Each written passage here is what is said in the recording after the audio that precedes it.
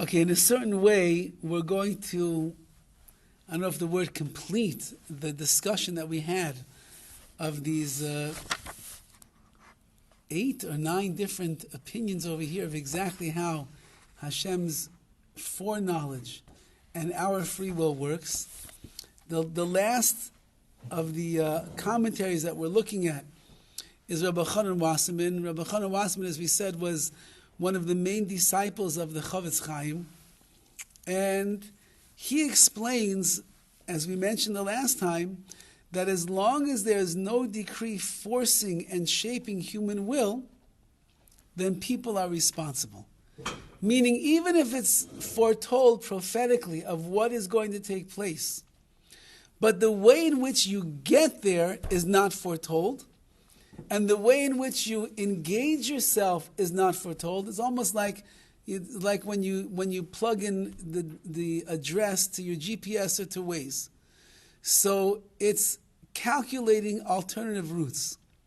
So what does that mean?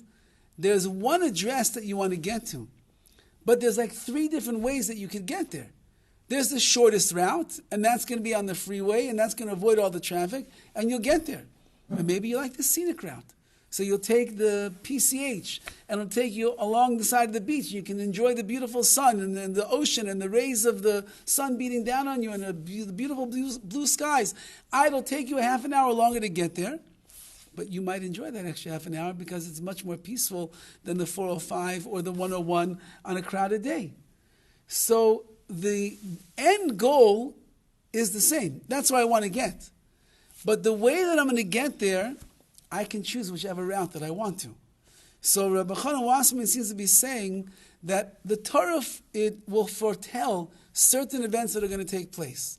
There are nevuos, there's prophecies. There's no way around it. If a prophet gave a prophecy, that means it has to happen. That's the nature of prophecy. Prophecy doesn't change. So then where is the free will of the Jewish people? Where is the free will of the individual? So says Rabbi Elchonon, as long as Hashem doesn't shape the there's no decree forcing or shaping the human will of the person, then you still have free will. Which means how much you're going to invest, how much effort you're going to make, how much you're going to enjoy the path that you're going on or not, that's going to be up to you. You'll eventually get to the place that the prophecy said you're going to get to, but how you got there, that was your choice of one of the alternative routes that you decided to take. Yes? There's a difference between a decree and a prophecy? I mean, I guess, right. Right, the prophecy, if Hashem gave Nevu, he gave prophecy to a particular prophet, and they announced what that is going to be, so then there really is no way around that Nevu. That's correct. No matter how it's written. Correct, no matter how it's written. So, therefore, he's explaining that everybody in their life has to understand that even if the eventual result is what Hashem already decided for you, the way in which you're going to get there, that's your decision. And that's how he explained, and we explained this already several times. Like, there is the prophecy that Hashem gave to Avraham, and he told them there's going to be a nation. It will rise up against the Jewish people. It will enslave them for 400 years. And at the end of the day, I'll judge that nation as well. So this is an inescapable prophecy. The Jewish people are going to go into slavery, and we're going to be in bondage, and there will be a nation that are evil, and they're going to be over against us. However, the way in which the Egyptians ended up putting themselves into that action, they were not just puppets going along in the prophecy that Hashem determined was going to take place. They were not actors on the stage. They were very intertwined and involved in the actions themselves with their own intentions and their own energies and their own effort that they were exerting. And that's why he mentioned several times. Number one, the prophecy never said which nation is going to be the one that rises up against the Jewish people. It said there'll be a nation. So it could be any nation. So the Egyptians took it upon themselves. That's one choice of free will. And then the way in which they did it, how evil and how wicked and demonic they were, in their slavery and their bondage of the Jewish people, that was another level of their own free will putting it in. And that's why each one died in the way in which they treated the Jewish people. As we mentioned, when they were going through the splitting of the sea, and the sea closed back on top of them, so the Jewish people look back and they see the Egyptians drowning, and everybody drowned in a different way. Some drowned like kash, like straw. Some drowned like rocks. Some drowned like lead. And the sages tell us, why were there 3 different ways for them to die? Because the ones that were the least aggressive on the Jewish people, and they were the least wicked against the Jewish people, they were doing what they had to do because that was the prophecy. You're going to have to enslave the Jewish people. But they didn't put all of their energy and effort into making our lives miserable.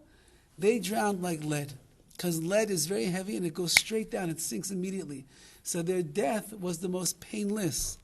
Those that were like middle of the road, they were not the worst of the taskmasters or the worst of the Egyptians, but they were no saints themselves. They died like rocks. Rocks go down, not as fast as lead, but they still go down rather rapidly, and therefore their death was also painful, but not as painful as the last group, which was dying like straw, because straw just goes back and forth in the water, which means back and forth, gasping for air, drowning and choking and everything. It's a much more painful way to die. Who were those? Those were the worst of the Egyptians who made our lives a living Gehenna in this world. So says Rabbi Wasserman that you can't escape the prophecy, but you could decide how it is that you're going to go about fulfilling it. Are you saying that the Egyptians knew about the prophecy and they were trying to fulfill the prophecy? No, I'm not saying that. It's an unescapable prophecy. Right. So there's going to be some nation that's going to rise up against us. But they didn't have to. It didn't have to be them. That's what we're saying. It didn't have to be. Could have been anybody. But they're the ones who took the bull by the horns, and they did it. Well, they took the bulls by the horn, not because of the prophecy, because they feared the Jews. Well, right. Meaning they had a reason, not because. I'm just trying to figure out what the reason was. Hey, I'm just following God's will here, and I went too far, or hey, I'm afraid of these people, and let's enslave them. Well, again, but just even the way that you're saying it makes it even worse for the Egyptians, meaning that let's say they had no idea that there was such a prophecy, Right. And they're just wicked people. Right. Exactly. So therefore he says over here, following this approach, we must say that divine foreknowledge that determines events in the world does not constitute a cause when it comes to human will. So that's exactly what we're saying. The foreknowledge of Hashem will determine what the events are going to be, but the human will that's engaged in the events, that's not determined by Hashem's foreknowledge. That's going to be up to us. At the level that the original problem remains, okay, fine. So Rabbi Elchonon is adding only that we do not require alternative possibilities and outcome in the world to support the notion of will that is free and accountable.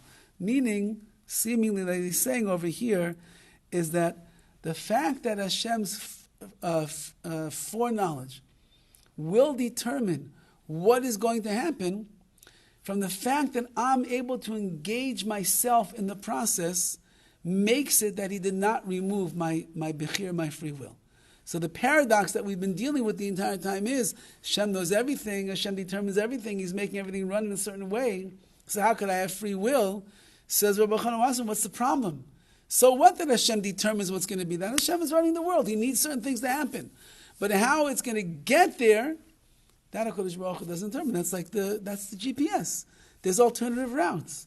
And you will chart your course of the route that you want to take to fulfill that heavenly prophecy or that heavenly decision that HaKadosh Baruch Hu has made, how it's going to get there.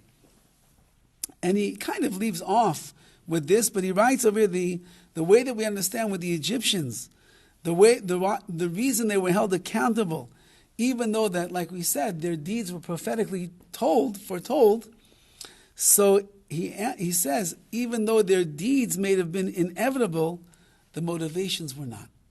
And that's what a person has to keep in mind. Let's say that nothing in your life will ever happen that wasn't determined already. Whatever is going to happen to you, wherever you're going to go, whoever you're going to meet, whatever situations you're going to get yourself involved in, however things are going to turn out, it's already foretold in the heaven.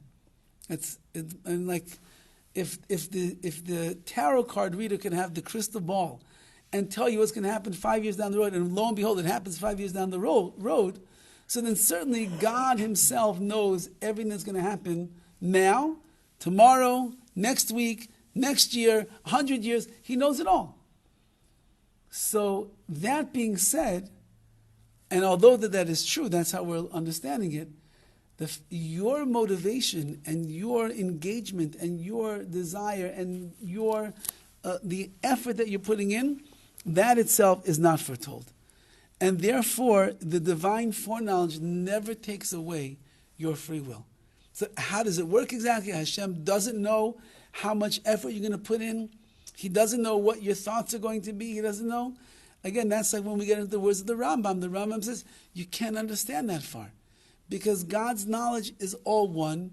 Ours is very disparate. Hashem knows everything all of the time. We only know the little bit that we have in front of us. So for all intents and purposes, all that we need to know about this paradox is, yes, Hashem has determined everything. But you will decide how you're going to get there. And that's your BECHIRA, that's your free will. So we have to go through life. And again, we don't know where we're heading. We don't know where the journey is going to take us. We don't know what the end result is going to be. So that's even more of our free will, because every step along the way we are making decisions that we are hopefully feel that we're making the right decision in life, which is carrying us one step closer to the ultimate goal. Where's it going to end up? We have no idea. Hashem knows, but we don't know right now. So we're like moving through time in real time as it's going on. So every decision that we make is just one more step in that direction.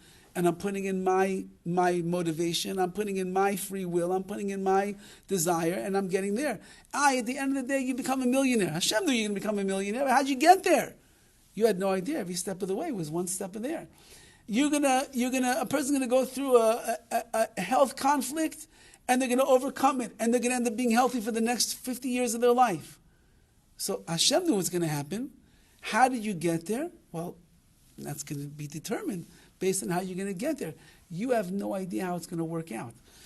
So as a result of us never knowing exactly what is the prophetic vision that Hashem has, we don't know about the prophecy. And therefore, every moment that we're engaged, it's me being engaged in my life and making free will decisions. So that's more or less where we leave off with all of these discussions. At the end of the day, we have to just acknowledge that we do have BECHIRA. We do have free will. Yes, Sam? In Cuba, they say, if you are born to be a tamale, corn will come from heaven. If you're born to be a tamale. That's it. And if you haven't gone through, we all go through different things. But if you have not gone through certain things, you can't think and be the same way I am. Because Correct. I've gone through many, many things. Correct. And some of them, I believe that they came from God. I mean, I know that sounds crazy. Sam, Well, guess what? I believe they all came from God. Well, but if you live a life, you born here, you go to school, you get married, you do this, you do that. Where is God? That's supposed to be that way. If you lose everything and something strange happened to you or something other, But the fact that you were born in Cuba, that wasn't God's plan? yes. Yes. And you married Fanny, that wasn't God's plan? I hope Yes. so, I guess so, Yes, but- it was. But what I mean is this. If you haven't gone through those experiences, you think, you made your wife say, that's really wonderful. No.